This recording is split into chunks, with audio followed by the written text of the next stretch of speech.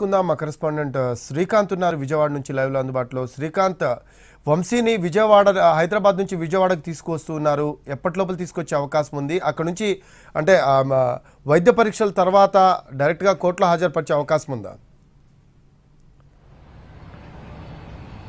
ఖచ్చితంగా కూడా ఈరోజు తెల్లవారుజామున వంశీని అరెస్ట్ చేసిన తర్వాత మొత్తం విజయవాడ నుంచి వెళ్ళినటువంటి ప్రత్యేక పోలీసు బృందాల టీం అయితే ప్రస్తుతం వంశీని తీసుకొని విజయవాడ అయితే బయలుదేరారు.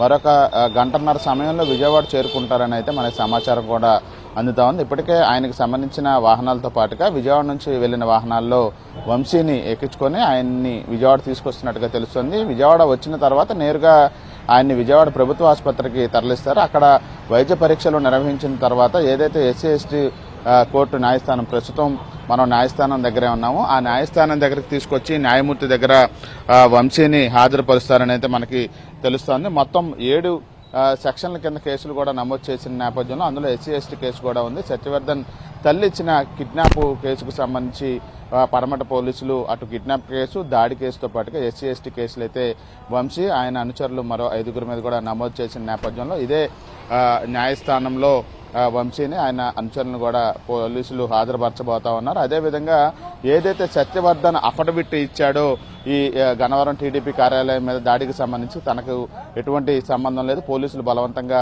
ఈ కేసు నమోదు చేశారని ఇచ్చిన అఫిడవిట్ ఉందో దానికి సంబంధించి కూడా తీర్పు ఇదే ఎస్సీ ఎస్టీ న్యాయస్థానంలో మధ్యాహ్నం 3 గంటల సమయానికి తీర్పు కూడా వెల్లడిస్తారని అయితే న్యాయమూర్తి నిన్నే చెప్పిన నేపథ్యంలో ఒకవైపున వంశీ అరెస్టుకు సంబంధించిన కేసు ఆయన్ని హాజరుపరచడానికి సంబంధించిన న్యాయస్థానంతో పాటుగా ఇదే కేసుకు సంబంధించిన తీర్పు కూడా ప్రస్తుతం ఎస్సీ ఎస్టీ న్యాయస్థానంలో అయితే మధ్యాహ్నం రాబోతోంది. మరొక గంటన్నర సమయంలో అయితే ఆయన్ని విజయవాడ ప్రభుత్వ ఆసుపత్రికి తీసుకొస్తారని అయితే మనకి సమాచారం అందుతా ఉంది. Rafi, right, thanks for updates Srikanth.